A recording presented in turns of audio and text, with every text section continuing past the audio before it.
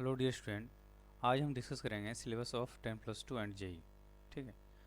तो अभी ये वीडियो बेसिकली उन बच्चों के लिए है जो 10 से 11 में गए या फिर 10+2 में है और उससे सिलेबस पता नहीं है। ठीक है। बहुत सारे ऐसे बच्चे होते हैं उसे सिलेबस पता नहीं होता है। स्पेशली जो रूरल एरिया के बच्चे होते हैं, है ना, उसे तो वो क्या पढ़ रहा है उसको वो चैप्टर भी पता नहीं होता। बहुत सारे ऐसे बच्चे होते हैं, मैं उनकी बात कर रहा हूँ। जिनको पता होता है उनकी नहीं। ठीक है।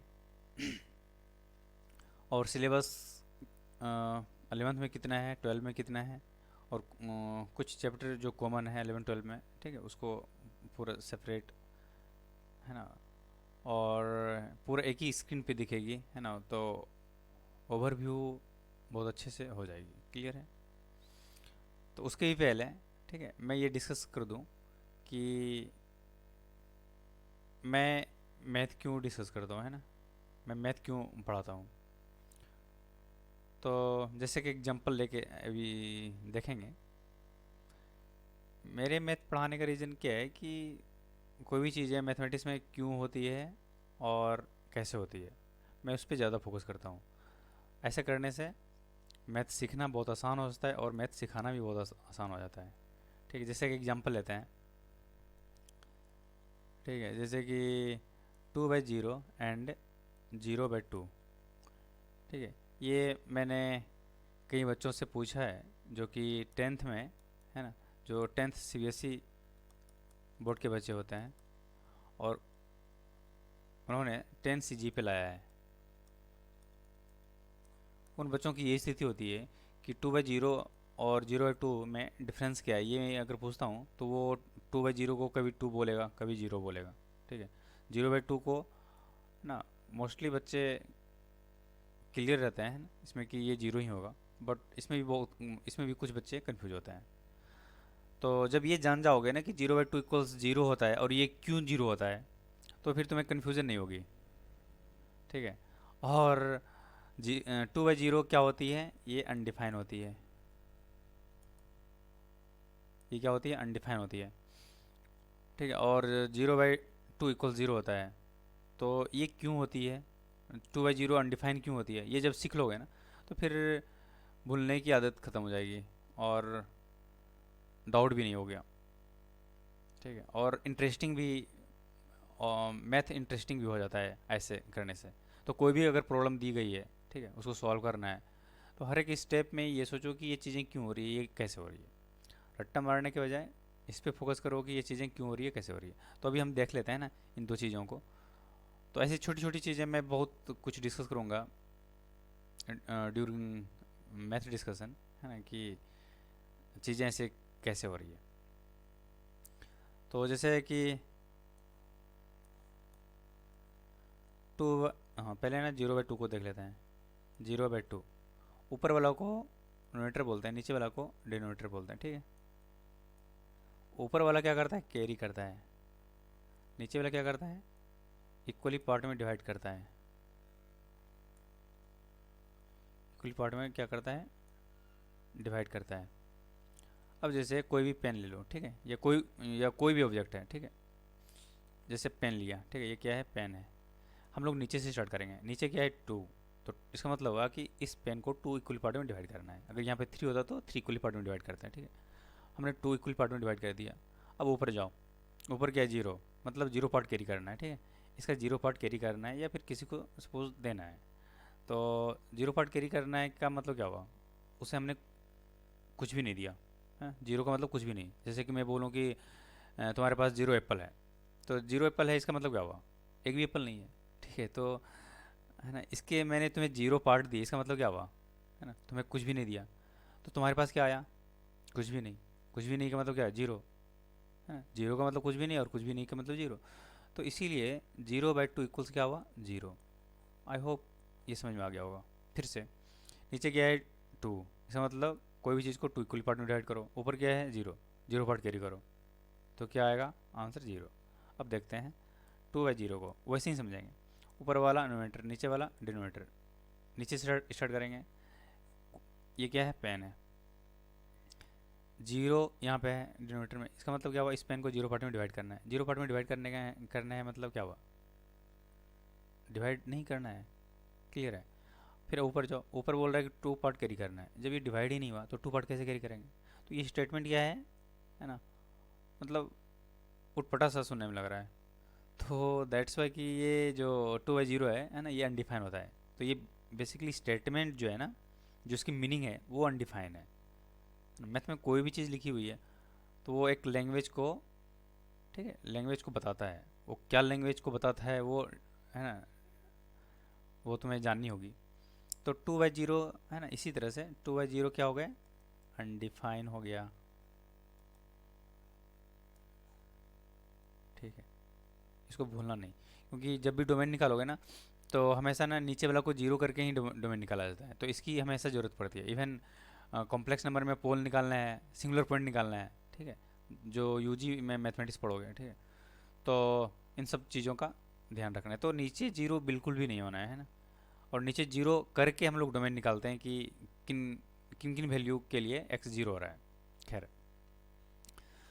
तो यहाँ पे ये दो चीज़ों को समझने के लिए है ना, हमने इस पे फोकस किया कि ये चीज़ें क्यों हो रही है जीरो और ये चीज़ें क्यों हो रही है अनडिफाइंड। तो आई होप अच्छे से समझ में आया होगा। अब हम लोग चलते हैं सिलेबस पे, ठीक है, सिलेबस क्या है। तो बेसिकली 10+2 और जेई का जो सिलेबस है उसको चार पार्ट में डिवाइड किया गया है दोस्त। कैलकुलस, अलजेब्रा, ट्रिग्नोमेट्री और कोऑर्डिनेट। मैं यहाँ पे कलर कोडिंग लिख दिया हूँ कि ब्लू कलर से जो भी चीज़ें टेक्स्ट लिखी गई है या जो भी चैप्टर लिखा हुआ है वो 11th में है। ग्रीन से जो भी चीज़ें लिखी गई है वो 11 12 दोनों में है, दैट इज़ कॉमन है ना। और रेड से जो चीज़ें लिखी गई है वो 12 में है। अब ओवरऑल देखो, है ना, केवल तुम्हें देखने अभी देखो इस कैलकुलस में सबसे ज़्यादा चैप्टर क्या है, रेड वाली है ना। तो इसका मतलब क्या हुआ, 12 में ज़्यादा कंटेंट है ना। 12 में ज़्यादा है। एक मैंने बड़ा सर्कल बनाया, एक मैंने छोटा सर्कल बनाया, तो इससे पता चल जाएगा तुम्हें कि चलो सर्कल ही बनाते हैं। एक छोटा सर्कल, एक बड़ा सर्कल, एक छोटा सर्कल, ठीक है। बड़ा सर्कल, छोटा सर्कल, बड़ा सर्कल, ठीक है। इसमें तो 12 में है ना एक भी चीज़ नहीं है। देखो इसमें अगर देखा जाए कि 11 या 12 दोनों में से किसका ज़्यादा कंटेंट है, तो रेड वाली है ना ज़्यादा है, तो मतलब 12 में ज़्यादा कंटेंट है। और 11th में क्या है, लिमिट, डिफरेंशियबिलिटी। फंक्शन तो दोनों में है, तो लिमिट और डिफरेंशियबिलिटी 11th में है। एक बार मैं पढ़ देता हूँ क्या क्या है। Relation, function, limit, continuity, differentiability, differentiation, application of derivative, indefinite integrals, definite integrals, area under curve, differential equation। Algebra में देखो ब्लू कलर की चैप्टर ज़्यादा है, इसका मतलब क्या हुआ, 11th का पोर्शन है ना, अलजेब्रा का पोर्शन 11th में ज़्यादा है, ठीक है। और 12 में क्या है, determinant matrix, vector, 3D, LP, ये क्या है 12 में है, ठीक है, ये क्या है 12 में है, हाँ, ठीक है। और ट्रिगोमेट्री में trigonometric ratio and identities 11th में है, ट्रिगोमेट्रिक इक्वेशन 12 में है, सॉल्यूशन ऑफ ट्रायंगल 11th में है, इन्वर्स ट्रिगोमेट्री 12 में है, और हाइट एंड डिस्टेंस 11th में है। तो बेसिकली है ना ज़्यादा बोल सकते हो कि 11th में है, और 12 में है ना थोड़ा कम है, ये फिर लगभग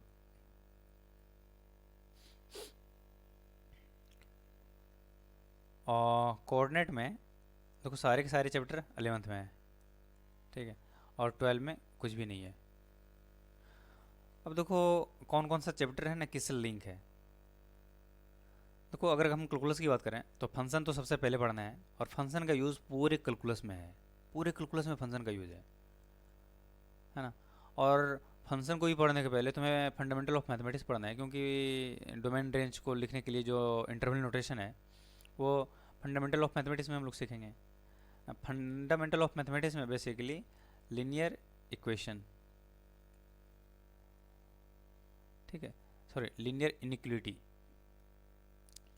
लीनियर इनिक्विटी, ठीक है,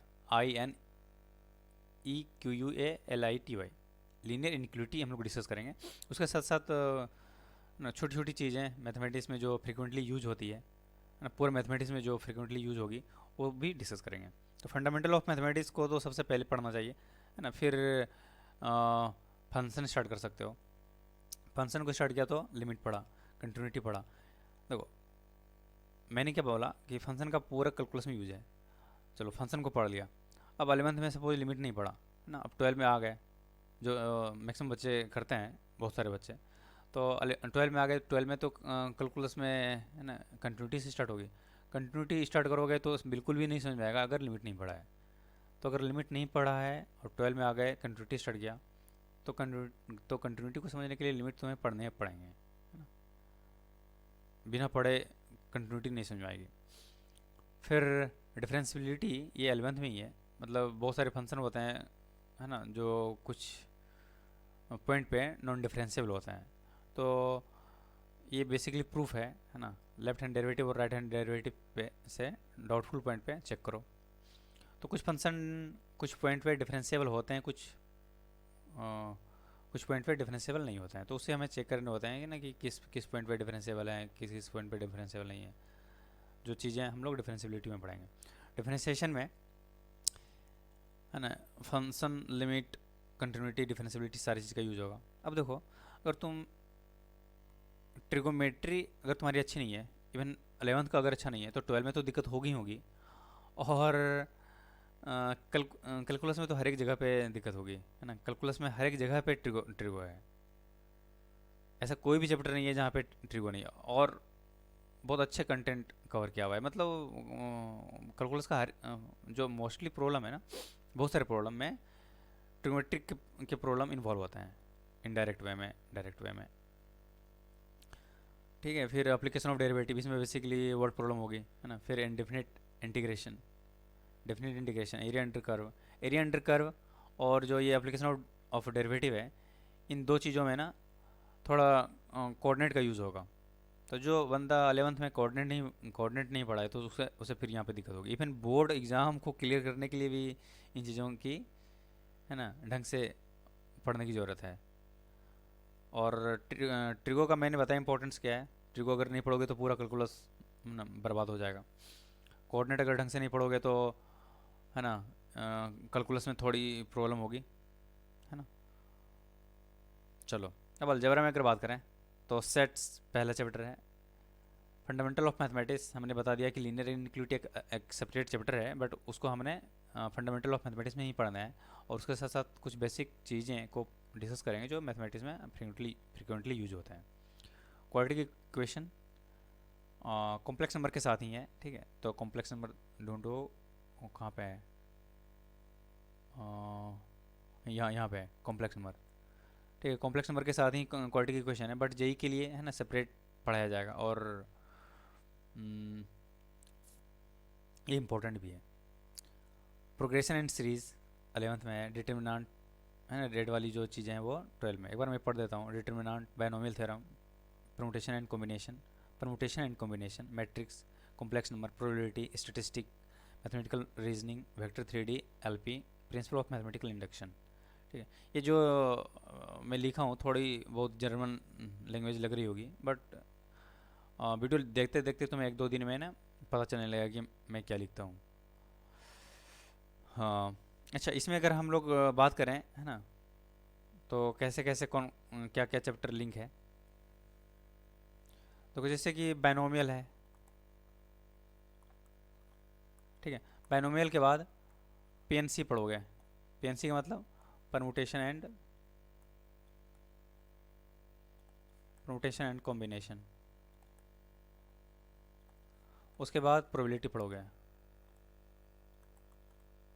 इवन प्रोबेबिलिटी 11 12 दोनों में है, ठीक है। तो क्या है, बायनोमियल में फैक्टोरियल यूज है, और फैक्टोरियल, है ना, पीएनसी में भी यूज होता है। अब पीएनसी में जो है ना, जो वर्ड प्रॉब्लम है उससे रिलेटेड चीज़ें ना प्रोबेबिलिटी में यूज होती है। तो उन चीज़ों को है ना ध्यान में रखते हुए इसको सीक्वेंस में पढ़ना चाहिए। इसके अलावा ठीक है, ये सब तो ऐसे ही सीक्वेंस में पढ़ना है। स्ट्रेट लाइन, सर्कल, अच्छा सर्कल, पैराबोला, एलिप्स, ये बेसिकली इसको हम लोग कोनिक सेक्शन बोलते हैं। क्या बोलते हैं? Conic section. ऐसा क्यों? जैसे कभी आइसक्रीम खाए होगे ना, तो एक कोन होती है, ठीक है। इसको अगर हम लोग डिफरेंट एंगल से, है ना, डिफरेंट तरीके से अगर कट किया जाए, जैसे कि एक पैरेलल लाइन है, ठीक है, एक ऑब्लिक लाइन है, तो देखो अलग अलग यहाँ पे ना शेप आएगी, यहाँ पे जहाँ पे क्रॉस, जहाँ पे कट किया जा रहा है। तो उसी उसी से ना ये सर्कल, कभी कभी सर्कल बनेगा, कभी पैराबोला बनेगा, कभी इलिप्स बनेगा, कभी हाइपरबोला बनेगा। That's why these four topics are in conic section, ठीक है। अच्छा, तो मेन चीज़ें इस सिलेबस में तुम्हें ये क्लियर होगी कि कैलकुलस में ना कितना पोर्शन 11th में है, कितना पोर्शन 12 में है, कितना कॉमन है। 11th में अलजेब्रा का कितना पोर्शन है ना, तो देखो मोस्ट ज़्यादातर जो चैप्टर है ना अलजेब्रा का, वो 11th में है। कैलकुलस का उल्टा, ट्रिगो में लगभग बैलेंस है, और कोऑर्डिनेट तो पूरा का पूरा 11th में है। तो 11 को ढंग से पढ़ना है, और एक बार ढंग से पढ़ो, फिर ज़रूरत नहीं पड़ेगी बार बार पढ़ने की। तो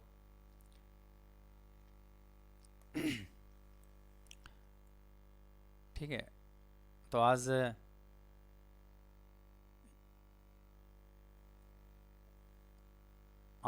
यहाँ तक ही। हम सबसे पहले जो स्टार्ट करेंगे, fundamental of mathematics, fundamental of mathematics start करूँगा। उसके बाद फिर मैं भी कैलकुलस स्टार्ट कर दूँ, या है ना कोऑर्डिनेट स्टार्ट कर दूँ, क्योंकि कोऑर्डिनेट अगर स्टार्ट करो तो उससे कोई लिंक नहीं है ना कैलकुलस। और फंडामेंटल मैथमेटिक्स पढ़ाने के बाद फिर है ना फंक्शन स्टार्ट कर सकते हैं। तो देखते हैं। हाँ, और एक चीज़ है कि ये जो मैं जो डिस्कस करूँगा ना मैथमेटिक्स, तो इनिशियल टू फाइनल, है ना, 0 टू, है ना, जेई लेवल। तो जो बीच में 11-12 का जो सिलेबस हो जाता है ना, तो क्या करेंगे, जितना, जैसे कि मैंने फंक्शन स्टार्ट किया, ठीक है, जैसे मैंने फंक्शन स्टार्ट किया, तो मैं फंक्शन पूरा पढ़ाऊँगा, ठीक है, 0 टू जेई। अब कितना रिक्वायर्ड है 11th के लिए, कितना रिक्वायर्ड है 12 के लिए, ये मैं बता दूंगा, ठीक है, क्योंकि अलग अलग चैप्टर है ना, तो वो मैं डिस्कस कर दूंगा कि क्या क्या सिलेबस है। इसके अलावा जो एनसीईआरटी है ना, एनसीईआरटी को, है ना, 11-12, इवन 11-12 दोनों का 2 मंथ इनफ है ख़त्म करने के लिए, ठीक है, अगर तुम्हें केवल बोर्ड के लिए पढ़ना है। क्योंकि जेई का सिलेबस है ना थोड़ा, मतलब क्या, थोड़ा ज़्यादा ही अलग हो जाता है, और उसका ज़्यादा उसमें कंटेंट हो जाता है ना। ठीक है, आज